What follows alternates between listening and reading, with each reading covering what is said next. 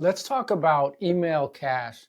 All right, what is email cache? This is what it is. You have a database of customers from the time you started your business all the way until now.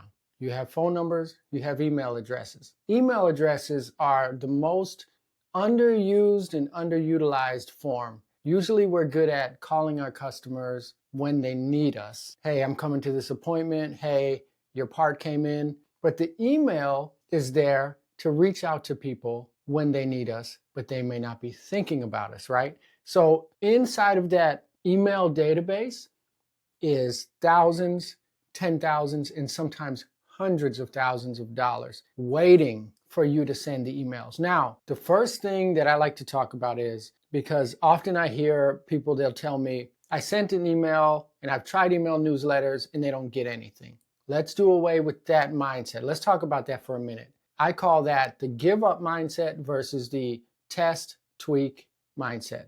Let's look at the difference. The give up mindset says, I tried this and it didn't work, so I'm not going to do it again. How many times are you going to do that in your life? When you try something and it didn't work, you don't do it, you're going to run out of things. You're going to end up doing nothing in your life. So the test tweak mindset is more of, I tried it, it didn't work, so let me find out why it didn't work, and then I'll try it again, and then I'll find out why it didn't work, and then I'll try it again. That's the test it, then tweak it, then test it, then tweak it, then test it, until you get a perfect product. You see that a lot in sports with athletes. They'll shoot a shot and then it'll miss, and they'll try a different shooting form, and then it'll get a little closer. They'll try a different shooting form, then it'll get a little closer.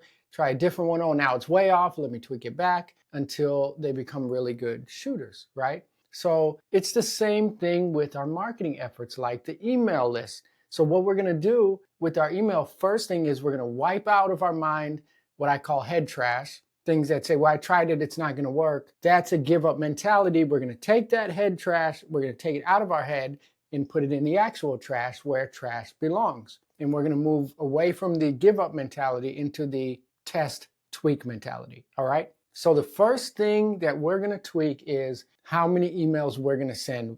You're no longer allowed to send one email anymore. So now when you talk about sending your email list, it's 3 to 5 emails for one thing, right? There's a reason why billion-dollar companies like Nike, Target, pretty much anywhere you shop, they're sending you a lot of emails. They're doing that. They're not wasting their time. They're not wasting their money. They know that it takes a lot to re-engage with someone. Because if you're interested in one Nike shoe, you're probably interested in another one.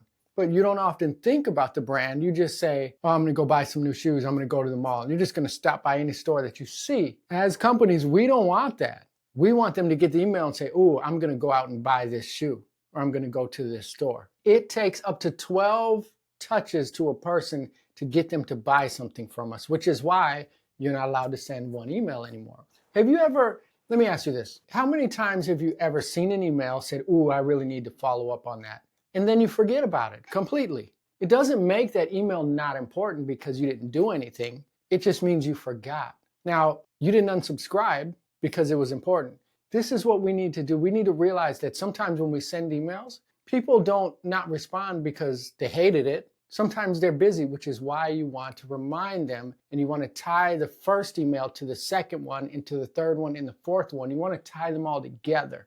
All right. And this is what it looks like. If you have something you want to sell, like let's say you're an HVAC business owner and you are in the slow times and you want to sell maintenances. All right. Your schedule is empty. So you write up an email and you say, hey, we have time on the schedule. We want to come and service your AC. Servicing your AC does this, this, and this. Can I schedule something for you?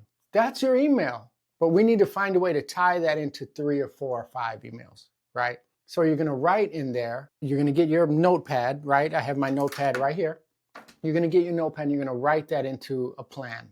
Monday, I'm going to write this email and I'm going to put a date on it. We're not doing maintenances next month. We're going to stop doing the maintenances at this price on the 30th, right? So we're going to send that email out on the 20th. And then on the 21st or the 22nd, I'm going to send the follow-up email. Hey, I'm not sure if you got my email. We got a lot of responses, so we have a lot less appointments available. I want to make sure you get on the schedule. Can I schedule something for you? That's day 2. Day 3, hey, I want to send you one last reminder because we only have 5 days left on this deal, and then write something else, right? So that's 3 days of emails. Now you can also tie in and write in the email, not sure if email is a good way to contact you. So I'm going to go ahead and shoot you a text message also. And you can tie that in, and now you're getting multiple.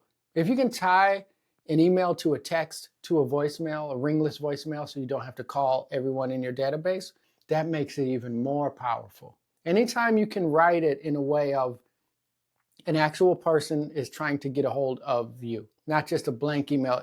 Email should never be written, oh, they're just sending this to everyone. It should be written in a way there's actually someone from this company trying to reach me about this. So for example, my email would say, hey, this is Michael from such and such heating and air conditioning. We don't have a lot of spots on the schedule. You're one of our customers, so we want to make sure that we can get you on the schedule before the cold weather comes. I don't know if email is the best way to contact you, so I'll go ahead and shoot you a text message also. And I'll try to give you a call also. Boom, they're going to read that.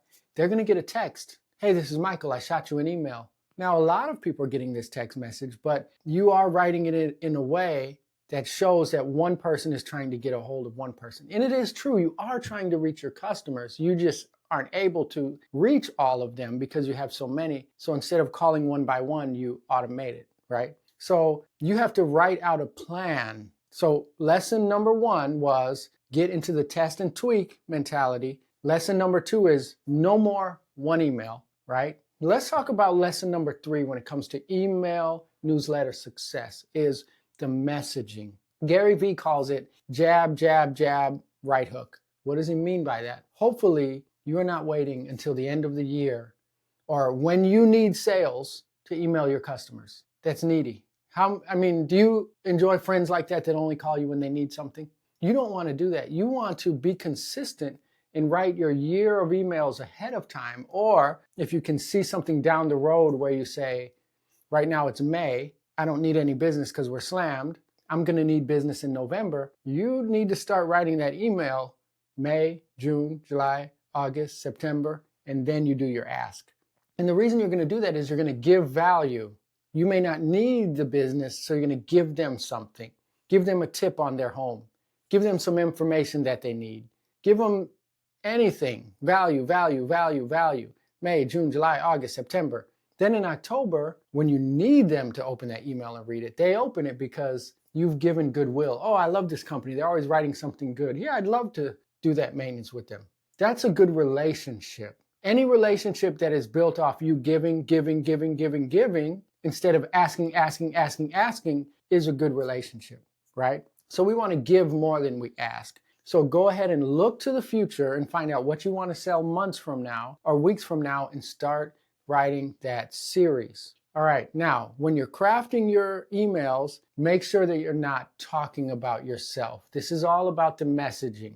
I get it. You're a company. You have a product. We tend to feel like, well, I don't want to waste anyone's time. I'm just going to put what I sell and put the price. Everyone isn't like you, right? You're a business owner. You have a really, high-speed mentality. You don't like to waste time.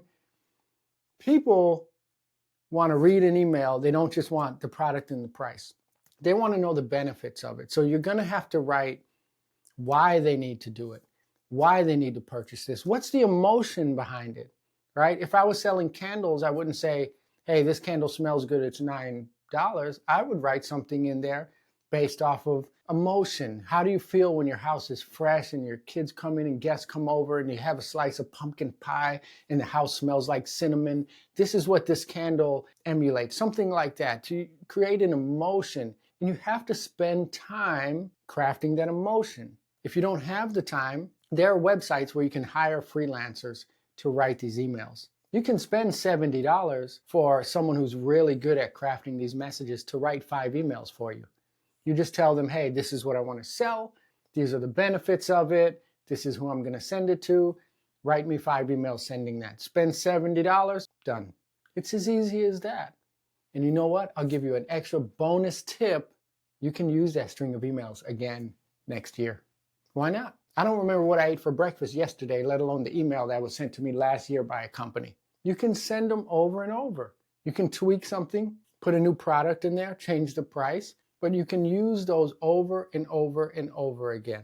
I have a friend that sends the same emails every year, and he's been doing it for 10 years. No one's ever noticed it, right? Because we don't pay attention that much to things like that. So once you get that string of 5 or 6 emails, you can write a string of 5 or 6 emails on another product, 5 or 6 emails on another product. You can write your whole 12 emails that aren't asking for anything that you send once a month, and then you recycle that. And sooner or later, you have this all built into an automation where you don't have to touch it anymore at all. You can just hit that button, send, boom. So remember, test it on a small amount of your customers first. So if you have 5,000 customers in your database, you don't want to send that one email to 5,000. You want to try to segment that list a little bit and then send it to 100 people. See what your open rate is. See what your response rate is. See if anyone clicked on anything. Then tweak it. Try to find out what it is that didn't engage with them. Try using their first name. Try using something else. Then send to 100 more people, then tweak it, then send to 100 more people. And then when you get it really good and solid, send it to all 5,000, right? Test, tweak, until you get it right. Now, having said that, you're never really gonna send one email to your whole database, right? You wanna segment that out a little. So if you own an HVAC company and you have 5,000 emails, you may have 300 people that bought an AC system from you in the last 5 years. They're gonna get a certain email. Then you might have a list of 500 people that are on a maintenance plan with you. They're going to get a separate email. Then you may have, very rarely is everyone going to get one email. If you're sending one email to all 5,000 people, those are typically the value emails where you're not asking for anything. Information everyone can use. During hurricane season, you may have an email that says how to prep your house for a hurricane, or something like, hey, we live in the community we work in. We're here to support you, blah, blah, blah. Those more broad emails that give tons of value, those are going to go to everyone. But then when you want to ask and you write that string of emails, remember you're not allowed to send just one email. Those are going to be highly targeted. And the more targeted they are, the more money you're going to get back from that email campaign. So what did we learn today? Test, tweak, work on your messaging. You're not allowed to send one email anymore. And if you can tie that string of emails to another form of marketing, like text messaging at the same time and ringless voicemails at the same time, and in every one of those things you mention the other, you're going to have an amazing email newsletter. Now, there's a powerful quote that says, the best time to start was yesterday. The next best time to start is today. So I challenge you, write one string of emails today, or open one of those websites where you can outsource and pay them the $100 or $70 to write you 5 emails. Just write them today, and then tomorrow, pick a small amount and then test and tweak that. So I hope you learned something. This was my mini seminar on email cash. In our community, our coaching community, we coach lots of HVAC business owners, and we have a course on this, on marketing, email cash course. It's inside there. We sell the course for $1,000, but all of our courses are in our community. I hope you learned something. My name is Michael James Johnson. I'm here for you anytime. Thanks for listening.